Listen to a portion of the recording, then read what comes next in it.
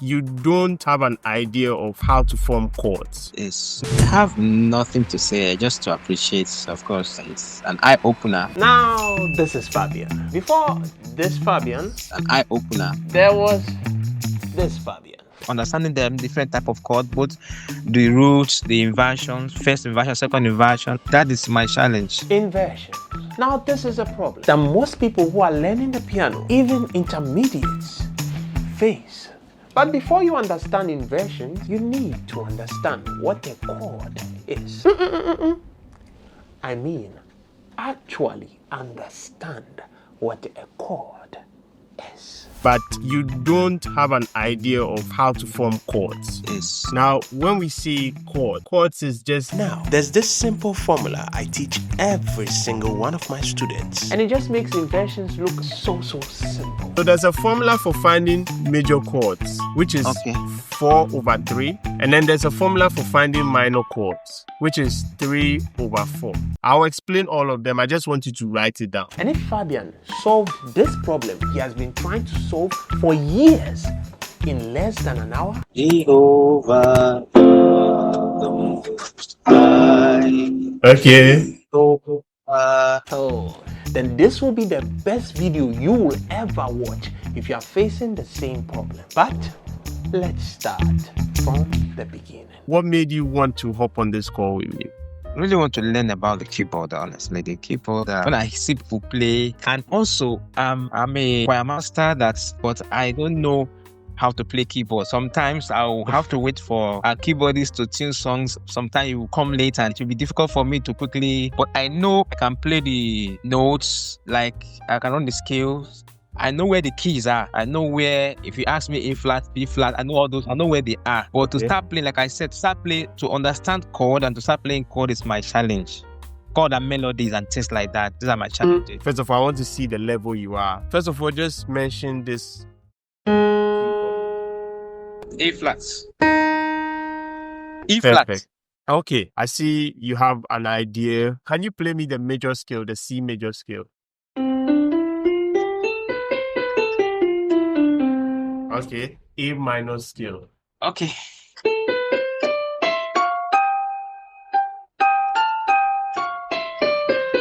What was the main bottleneck? Okay, understanding them different type of chord, both the roots, the inversions, first inversion, second inversion, and melody, all those things. Understanding them, I don't understand them. I know I know do mi so. I've heard them before, but I don't really know them in details. It's just on the surface, and playing it as well. Playing them, the melody, and like if I hear a song now, how to get the key the person is playing, and then how to now begin to follow.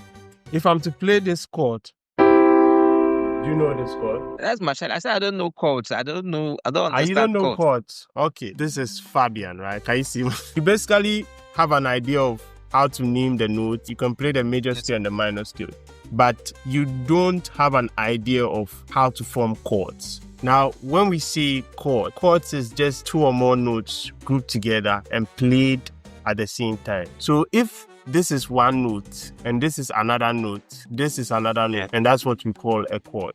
If I go back to the keyboard, it's a chord. We have the basic chords, and I'm sure you've heard it before. We have the major and then we have the minor.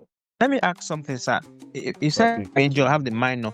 Is it the same thing as saying we have root chord and then first inversion and second inversion? Okay, so when we say a root chord, we mean that the first note that is being played, which is if I'm playing the key of C, and I play this is the first note.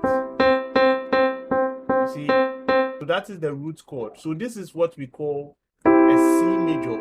But we don't say root chord. You can say root chord, but it will confuse you. You need to mention the real name of the chord. I told you that we have chords, and then the two basic chords are the major chord and the minor chord. If these are the two basic chords, every key that you mentioned for me has its major and its minor chord. If I'm going to go back to the key, we are going to start from the key of C. You can write this formula down. Let me get my pen.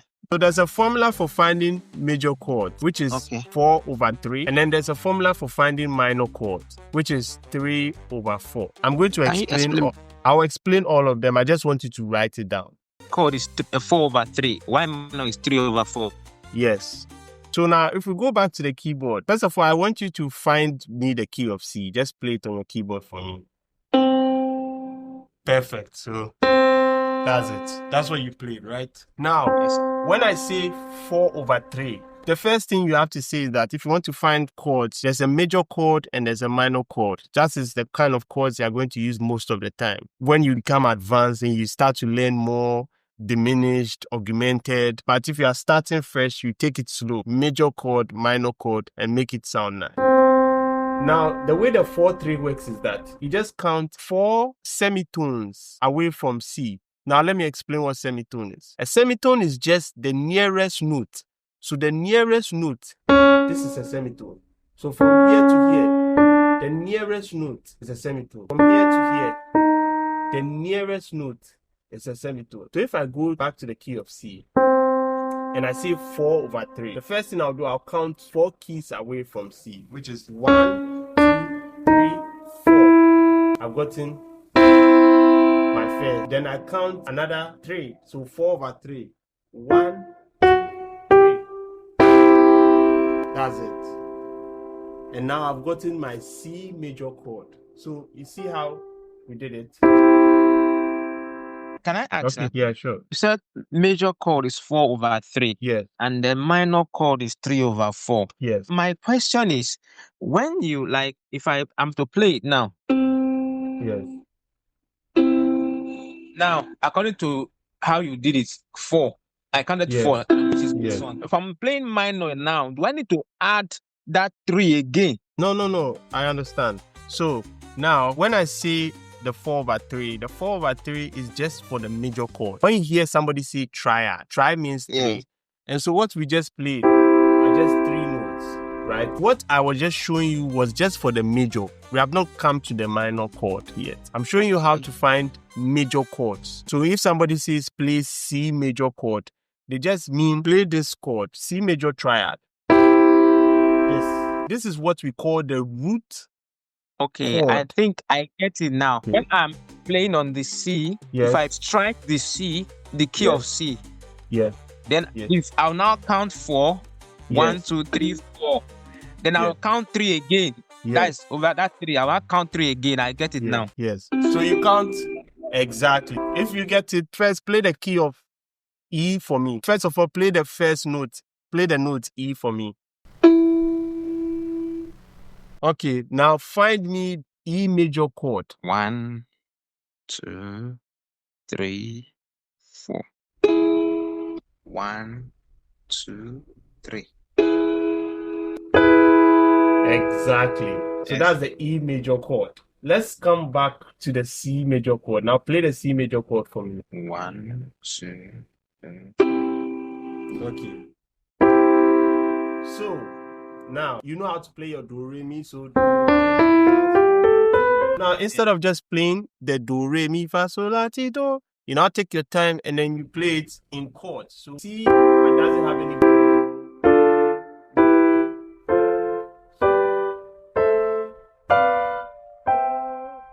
You see what I did? Wow. It should not confuse you too much. I'll take my time. I just move to the next key.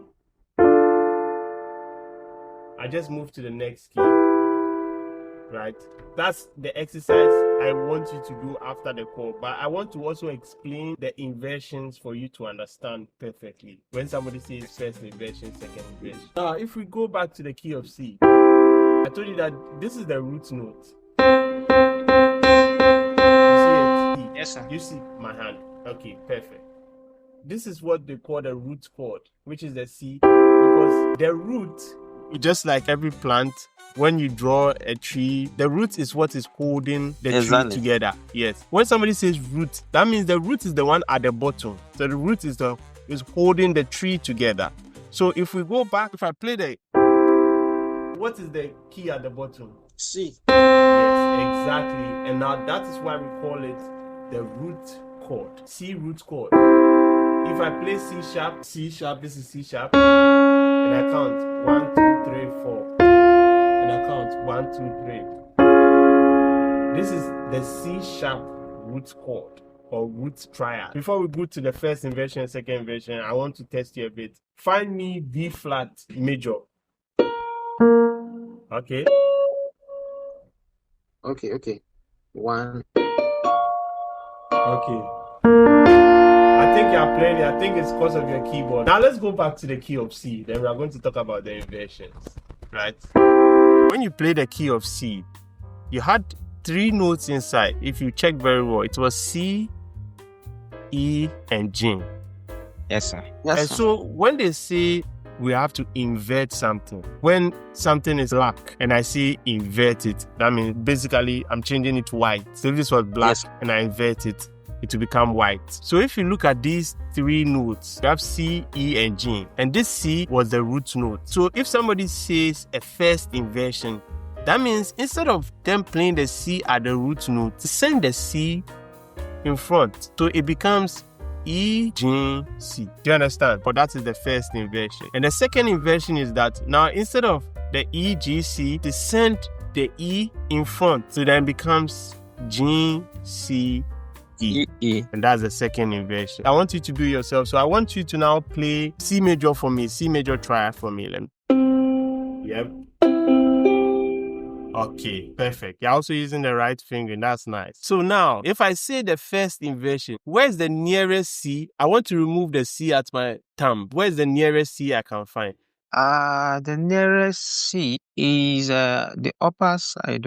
Wait. Okay. So then now, I want to just remove this C and send it, look for the nearest C and find it. So we had 3 notes. C, E, G, and we are removing the root note, which is C. We are going to look for where's the nearest C, then we'll add it to the E, G. So do that and let me see. You don't move the E and the G. You keep the E and the G and just move just the C. That means I won't play with my thumb. Yes, you not play with your thumb. Okay. Exactly. Now that is what we call the first inversion. Do you understand? I get it.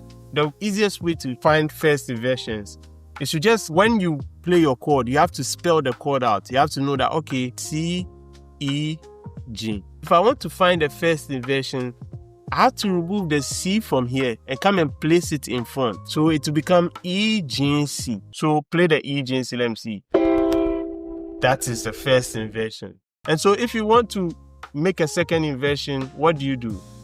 Now my thumb is on E, but I will remove it from E.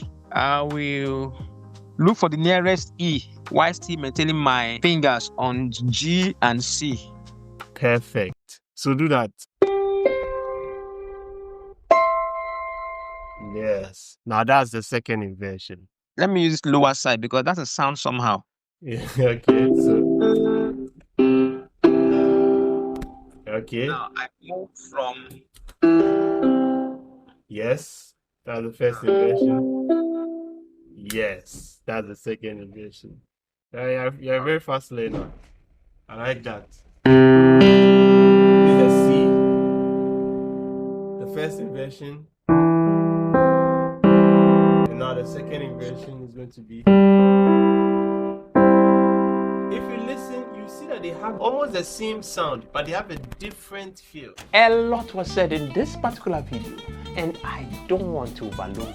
We then went on him being able to play a full song on the call using the 1-4-5 technique.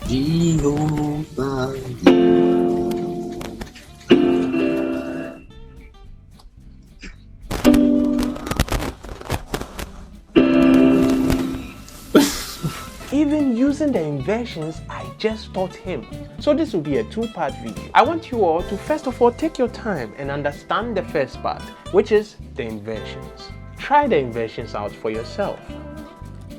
And in the next video, I'll show you how to apply these inversions. Until then, be creative.